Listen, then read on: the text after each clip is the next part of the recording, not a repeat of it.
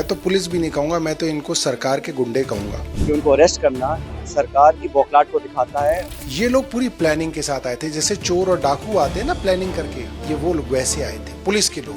जिसने उठाया उनको ले गए, वो डर गए थे, अब बैकफुट पर हैं, बौखला गए हैं। सोनम वांगचुक को इन्होंने उठाया, उनके साथ बदतमीजी की, हो सकता है उनके साथ जो है मैन हैंडलिंग भी हुई हो। तो सरकार ये दिखाना चाहती है कि हम किसी आंदोलन को चलने नहीं देंगे, लोगों की आवाज़ को दबाना चाहते हैं।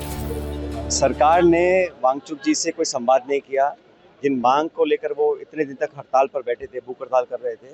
जिम्मेदारी सरकार की बनती थी कि उनकी मांगों पर गौर करें और जिस मुद्दे को लेकर वो आगे बढ़े थे उसको पूरा करते, बजाय इसके कि उनको अरेस्ट करना सरकार की बौखलाहट को दिखाता है। और जो दबाव बना सरकार पर, इस तरह की कार्रवाई कर कर ये दिखा दिया उन्होंने कि उनको परवाह नहीं जनता क्या सोच रही है, पब्लिक क्या चाहती है।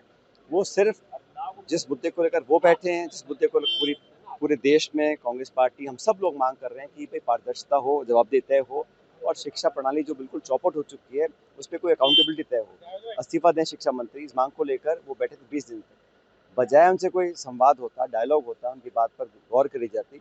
जिसने उठाया उनको ले गए, वो डर गए थे, अब बैकफुट पर हैं, बौखला गए हैं। और सरकार ये दिखाना चाहती है कि हम किसी आंदोलन को चलने नहीं देंगे, लोगों की आवाज़ को दबाना चाहते हैं।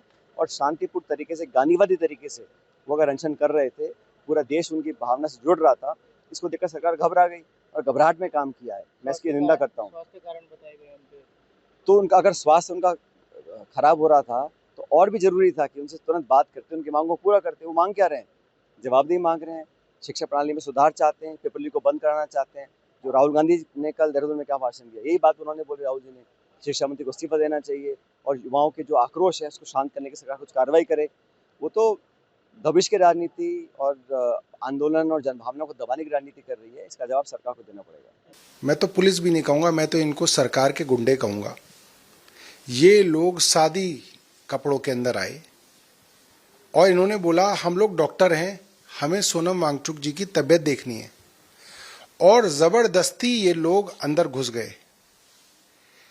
और ताकि कोई कैमरा इनको रिकॉर्ड ना कर पाए कि सोनम वांगचुक के साथ इन्होंने क्या बदतमीजी की है, किस तरीके से जबरदस्ती उनको उठाया है।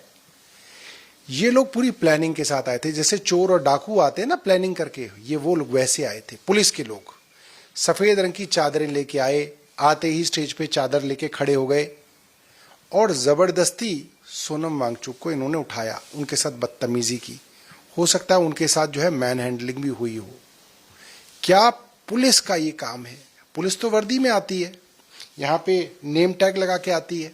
ये लोग क्यों ऐसा कर रहे हैं? और क्या सरकार को 21 दिन से जब मालूम है कि एक आदमी अपनी जान देने पे तुला हुआ है, भूख हड़ताल पे है, क्या सरकार को इनसे बातचीत नहीं करनी चाहिए?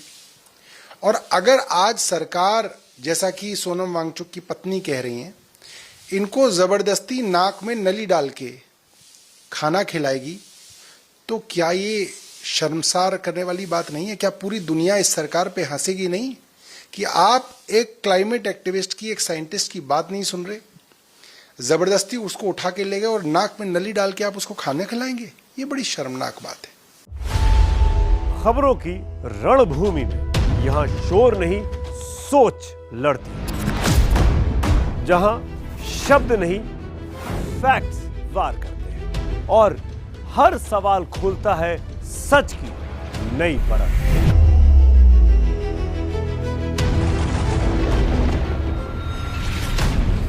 चक्रव्यूह आपके अपने सुमित अवस्थी के साथ सोमवार से शुक्रवार शाम 6:57 पर टाइम्स नाउ नव भारत पर।